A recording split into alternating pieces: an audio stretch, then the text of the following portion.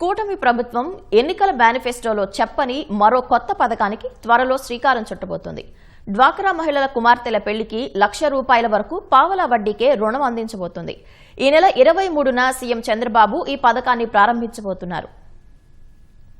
మహిళా సాధికారతే లక్ష్యంగా డ్వాక్రా మహిళల చిరు వ్యాపారాలకు రుణాలిస్తున్న కూటమి ప్రభుత్వం ఇప్పుడు వారి ఆడబిడ్డల పెళ్లికి సహకారం అందించబోతోంది. కళ్యాణ లక్ష్మి పేరుతో కొత్త పథకాన్ని ప్రారంభించేందుకు రంగం సిద్ధం చేస్తోంది. గ్రామీణ పేదరిక నిర్మూలన సొసైటీ సెర్పుపై బుధవారం నిర్వహించిన సమీక్షలో కొత్త పథకానికి సీఎం చంద్రబాబు పచ్చజెండా ఊపారు. కళ్యాణ లక్ష్మి పథకాన్ని సెర్ప్, శ్రీనిధి సంస్థలు సంయుక్తంగా అమలు చేయనున్నాయి. డ్వాక్రా సంఘాల ఆడబిడ్డల పెళ్లికి ఈ పథకం కింద ₹1,00,000 వరకు పావలా వడ్డీకి రుణంగా ఇస్తారు. 2026-27 ఏడాది నుంచి కళ్యాణ లక్ష్మి పథకాన్ని అమలు చేసేందుకు 250 కోట్లు ప్రతిపాదించారు.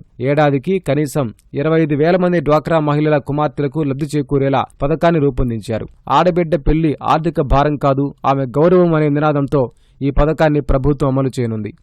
కళ్యాణ లక్ష్మి పథకం విధి విధానాలు ప్రాథమికంగా ఖరారయ్యాయి. డ్వాక్రా సంఘంలో నమోదై కనీసం 6 నెలలు దాటిన సభ్యురాలి కుమార్తెల వివాహానికే ఈ పథకం వర్తిస్తుంది. అవసరానికి అనుగుణంగా ₹10,000 నుంచి గరిష్టంగా ₹1,00,000 వరకు 4% వడ్డీకి రుణం ఇస్తారు. దీనిపై అదనపు ప్రాసెసింగ్ ఛార్జీలేమీ లేవు. తీసుకునే రుణానికి అనుగుణంగా చెల్లింపు వాయిదాల సంఖ్య ఉంటుంది. గరిష్టంగా 48 వాయిదాల్లో చెల్లించాల్సి ఉంటుంది. ఇప్పటికే బ్యాంకు లింకేజ్, శ్రీనిధి, ఉన్నతి, ఇతర మార్గాల్లో తీసుకున్న అప్పు సక్రమంగా చెల్లించే వారికే కొత్త పథకం కింద రుణమిస్తారు. స్థానిక వెలుగు కార్యాలయంలో గానీ, యానిమేటర్ ద్వారా గానీ దరఖాస్తు చేసుకోవచ్చు. లబ్ధిదారు బయోమెట్రిక్ అథెంటికేషన్ ఆధారంగా పథకాన్ని అమలు చేస్తారు. వివాహ లగ్న పత్రిక, ఈవెంట్ నిర్వహణకు సంబంధించిన పత్రం, పెళ్లి ఖర్చు అంచనా వ్యయం వంటి వివరాలను లబ్ధిదారులు అందించాల్సి ఉంటుంది. నిర్దేశిత పత్రాలు సమర్పించిన 48 గంటల్లో రుణం ప్రాసెస్ అవుతుంది. అనంతరం నేరుగా సభ్యురాలి బ్యాంకు ఖాతాకే నగదు జమ చేస్తారు.